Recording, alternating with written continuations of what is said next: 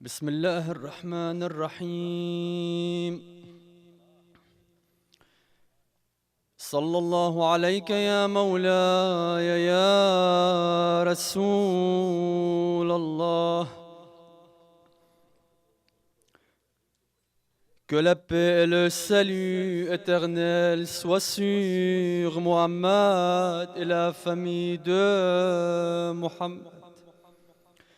اللهم صل على محمد وعلى آل بيتك المظلومين et sur ta famille opprimée.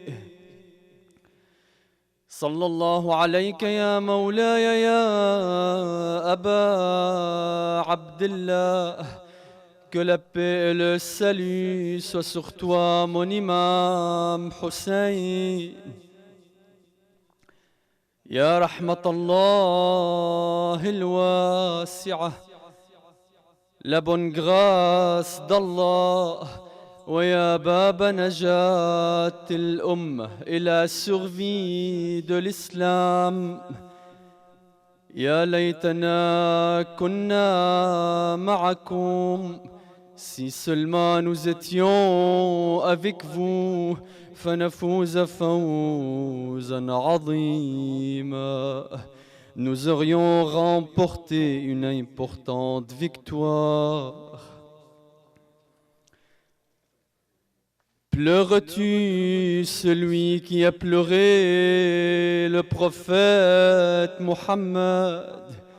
Pleures-tu sur Hussein? Que la paix soit sur lui et sur sa famille attristée. Fils d'une famille qui s'étend prosternée à Allah, les anges des cieux l'ont pleuré. Ses ennemis de l'islam qui l'ont égorgé n'ont pas préservé l'amour du prophète Mohammed. Et les massacres après Hussein, que la paix soit sur lui, persistèrent. En tuant Hussein alayhi salam, ne savaient-ils pas qu'ils ont tué Mohammed, baignant dans son sang martyrisé? Voici Hussein par les épées décapité. Inna lillah wa inna ilayhi raji'un. وسيعلم الذين ظلموا آل بيت محمد أي منقلب ينقلبون والعاقبة للمتقين. Certes, nous sommes à Allah et c'est à lui que nous retournerons et la fin heureuse sera aux pieux.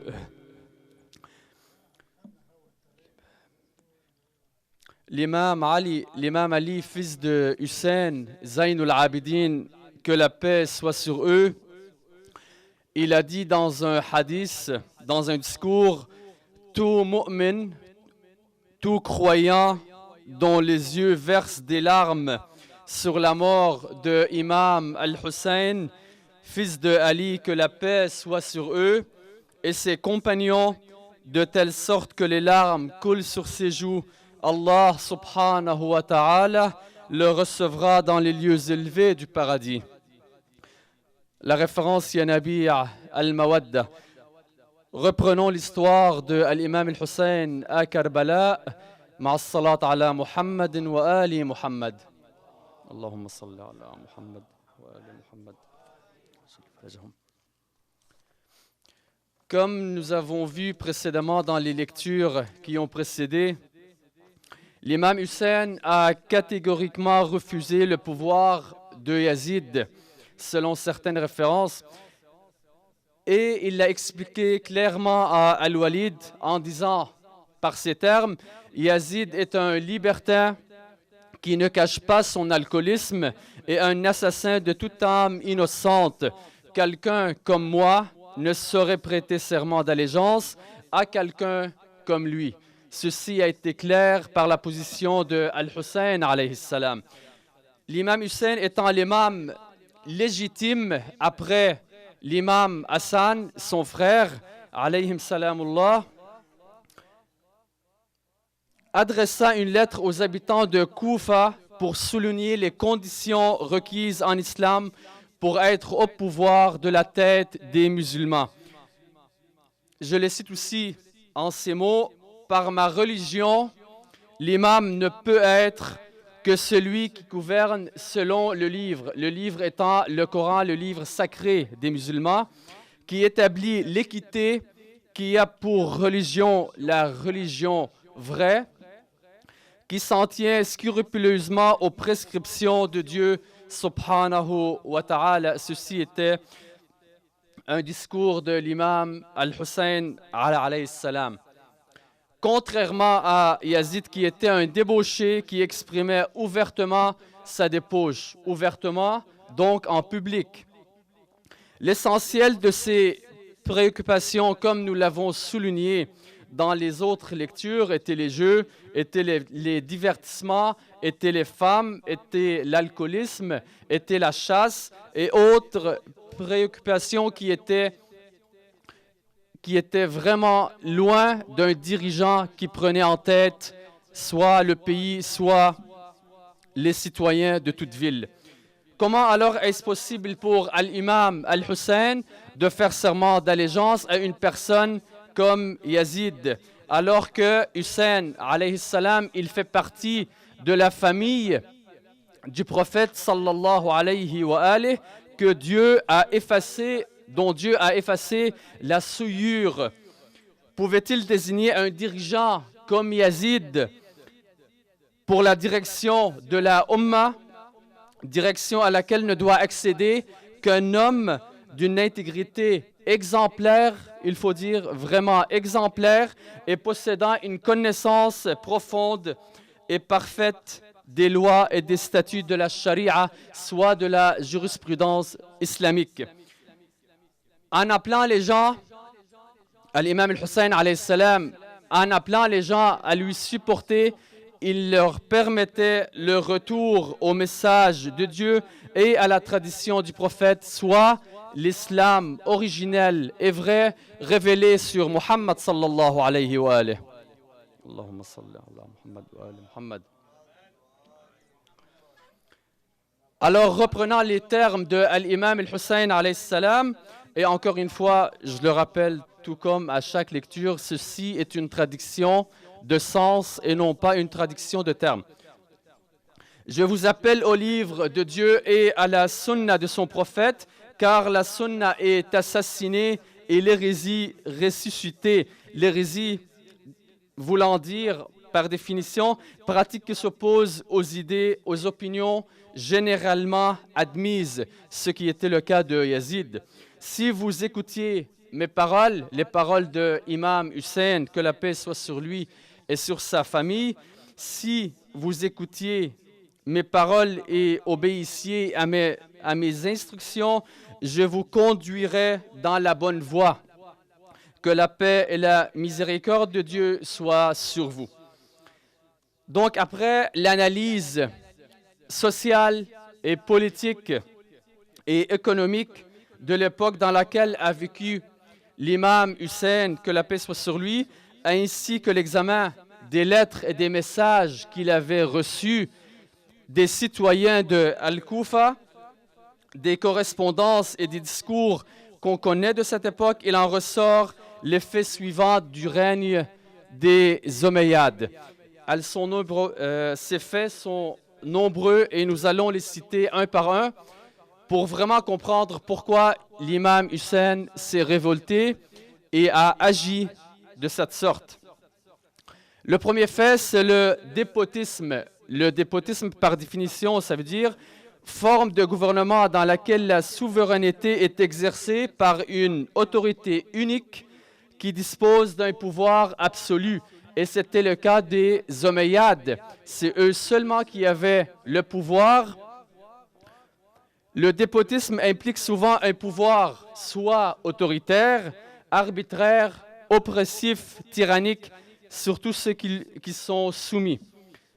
Un autre fait, c'est le népotisme du pouvoir, soit un système politique dans lequel le dirigeant favorise les membres de sa famille, même s'ils ne sont pas compétents, il va quand même les faire admettre au pouvoir en leur donnant une dimension soit politique, soit sociale importante. Il s'agit du parti de Bani Umayya, les Omeyyades, qui s'est réservé le pouvoir et l'administration qui s'est accaparée des biens de l'État et en les privant en fait ces biens-là de la Ummah et des citoyens musulmans. L'État est devenu donc la chasse gardée des Omeyyades et leur propriété privée.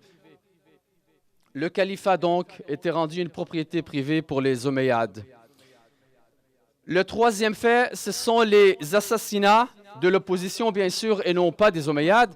L'assassinat d'humanité innocente, des gens qui sont contre ce pouvoir-là, alors ils étaient carrément décapités, tout comme nous avons vu dans les lectures précédentes, soit de Muslim bin Aqil ou de Hani bin Urwa.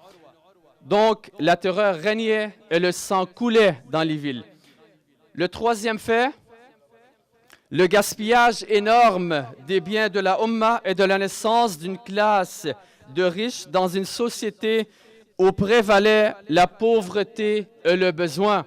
En outre, beaucoup de ceux qui occupaient des postes de responsabilité et des postes clés étaient incompétents. Le quatrième fait, c'est la déviation dans la conduite, soit dans la conduite politique ou sociale. La déviation s'est développée dans la vie publique et les manifestations de la corruption sociale commençaient à se généraliser dans la conduite des individus et des responsables dans le gouvernement. On va continuer avec salat ala Muhammad wa ali Muhammad. Allahumma salli ala Muhammad. Une deuxième fois pour l'amour de Hussein alayhi salam. Et une troisième fois pour la réapparition du Mahdi alayhi salam. Allahumma salli ala Muhammad wa ali Muhammad wa ajil farajahum.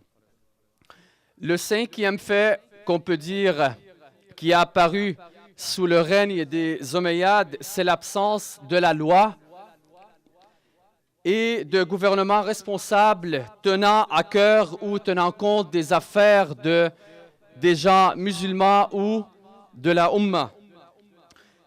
Un sixième fait encore, la naissance d'une classe d'inventeurs et de falsificateurs de hadiths et de déformateurs de la sunna du prophète sallallahu alayhi wa alayhi, que d'écoles théologiques dans le but de justifier et de légitimer le pouvoir et ceux qui étaient au pouvoir, soit Banu Umayya.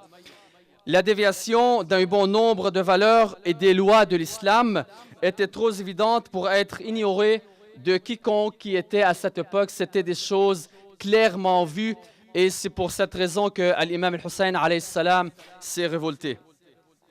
Une lecture donc minutieuse de cette histoire convaincra tout observateur averti que la révolution menée par l'imam al-Hussein alayhi salam était une nécessité historique et que les causes de cette révolution ont été engendrées par les conditions très détériorées dans lesquelles vivaient les musulmans à cette époque. Pour illustrer cette dégradation de la situation des musulmans et de cette déviation de l'expérience islamique, l'islam, dans le Saint-Coran, a parlé d'un verset. Regardons en précision quel est ce verset et vous allez très bien comprendre où on en est aujourd'hui. Bismillah ar-Rahman ar-Rahim, quiconque tuerait une personne non coupable d'un meurtre ou d'une corruption sur la terre, c'est comme s'il avait tué tous les musulmans. On ne parle pas d'un imam, on ne parle pas d'un khalifa, on ne parle pas d'un dirigeant, on parle de toute personne musulmane. Est-ce que les dirigeants aujourd'hui qui mènent les mauvais gouvernements, est-ce qu'ils lisent le Coran? Ils le lisent peut-être par la langue, mais est-ce qu'ils le lisent par le cœur? Ça, je vous laisse la réponse. Alors quiconque tuerait une personne non coupable d'un meurtre ou d'une corruption sur la terre, c'est comme s'il avait tué tous les gens. Alors regardez le contraire. Et quiconque lui fait don de la vie, c'est comme s'il faisait don de la vie à tous les hommes. Sallu ala Muhammad wa ali Muhammad. Allahumma salli ala Muhammad wa ali Muhammad. Alors qu'on voit chez les Omeyyades que la liquidation physique, donc le fait de tuer et d'assassiner à volonté, était une manière rendue très normale. Maintenant, nous allons commencer par introduire al-Banin, tout en faisant référence à ce qu'on vient de dire. al-Banin, alayhi salam, qui est la femme de l'épouse, en fait, qui est l'épouse de l'imam Ali, le prince des croyants, alayhi salam. Donc, une des bases de cette famille d'Ahlul Bayt est l'imam Ali, que la paix soit sur lui, qui savait, selon les prédictions du prophète Muhammad sallallahu alayhi wa alayhi, que le massacre de Ashura va arriver et qu'Hussein sera seul. L'imam Ali a donc résolu à prendre une nouvelle épouse. Alors il demanda à son frère Aqil, qui avait de grandes connaissances dans les tribus, de lui conseiller une femme issue d'une tribu connue par la robustesse pour donner naissance à un homme ou à des hommes qui seront un support pour Al-Hussein le jour de Karbala. Alors Aqil lui conseilla la tribu de Huzam. Alors il lui conseilla la tribu de Huzam, tribu réputée pour sa robustesse et sa force. C'est là que Imam Ali, que la paix soit sur lui, prit en mariage Fatima, fille de Huzam, celle qu'on allait surnommer al-Banin, qui veut dire la mère des garçons ou des hommes, parce qu'elle a eu 4 garçons, et c'est pour cela qu'on la nomme al-Banin, dont Aba Fadl al-Abbas, qui est un héros avec l'imam al-Hussein, que la paix soit sur eux. Et les 4 frères, les 4 fils, tombèrent en martyrs le jour de Ashura. Le retour du reste du convoi hussénite après Karbala, après cette grande tragédie, le retour fut mené par Ali, fils de Hussein, Zainul Abidin, alayhi salam. Malheureusement, ils avaient quitté la Médine avec l'imam Hussein et ils étaient revenus à la Médine sans l'imam Hussein et sans Aba Fadl al-Abbas, que la paix soit sur eux. Avant d'entrer à Médine, de rentrer à leur ville natale, l'imam Ali, fils de Hussein, il parla à Bishr, qui était un poète très connu, et il lui demanda de rentrer en ville pour annoncer le deuil de Hussein, alayhi salam. Et Bishr le fait en ces mots. Oh, oh, oh, oh, oh, gens de Yathrib, pas de position en elle restée. Hussein est assassiné, versez donc les larmes en abondance. Son corps à Karbala ensanglanté et sa tête portée sur les hampes des lances. Wa Husseina, Ali, fils de Hussein, que la paix soit sur eux, accompagné de ses tantes et ses frères viennent d'arriver chez vous et je peux vous montrer leur camp. Alors parmi la foule qui était présente se trouvait une femme affligée et c'était al-Banin alayha salam. Elle demanda à Bishr ce qui montre la solidité de sa foi, son dévouement du martyr de ses 4 fils avec Hussein alayhi salam, ce que à chaque fois que Bishr lui dit un de tes fils est assassiné, elle lui dit, Bishr, je ne te demande pas sur un de mes fils, je te demande sur Hussein. Parle-moi de l'imam Hussein, est-il vivant ou est-il assassiné? Bishr a su qu'elle était très chagrinée car il mentionnait le martyre de l'imam Al-Hussein au début, alors qu'elle lui demande à nouveau qu'en est-il de Hussein alayhi salam. Quand elle a appris le martyre de ses 4 fils, elle a dit, Bishr, tu m'as affligé et attristé. Je rachète à l'imam Al-Hussein alayhi salam par mes 4 fils et tous ceux qui sont sous terre. Ah, ne me dites pas Ummul Banin. Vous me rappelez les lions des déserts. J'avais des fils censés porter leur nom, alors qu'aujourd'hui je me retrouve sans eux. Ayant su le martyre de son imam, Al-Banin se dirigea directement vers la famille du prophète Mohammed sallallahu alayhi wa alihi où se trouva Zainab alayha salam. Alors quand Al-Banin ouvrit la porte, ses yeux tombèrent directement sur Zainab. Alors Zainab alayha salam cria Ya Aba Fadl al-Abbas. Alors que Al-Banin cria Wa Husayna, criez fort Wa Husayna. اللهم صل على محمد وآل محمد إنا لله وإنا إليه راجعون ولا حول ولا قوة إلا بالله وسيعلم الذين ظلموا آل محمد أي منقلب ينقلبون والعاقبة للمتقين. Certes, nous sommes à Allah et c'est à lui que nous retournerons. Allahumma inna nas'aluka wa nad'ouk. Prions Allah subhanahu wa ta'ala après ces lectures grandioses. اللهم بحق محمد وآل محمد صل على محمد وآل محمد وارحم المؤمنين والمؤمنات الأحياء منهم والأموات وتابع بيننا وبينهم بالخيرات إنك مجيب الدعوات. Qu'Allah subhanahu wa ta'ala bénisse les initiateurs de ce majlis et nos savants religieux et qu'Allah, Inch'Allah, nous inscrive dans le registre des visiteurs de l'imam Al-Hussein. Al-Fatiha ma'a salat ala Muhammadin wa ali Muhammad.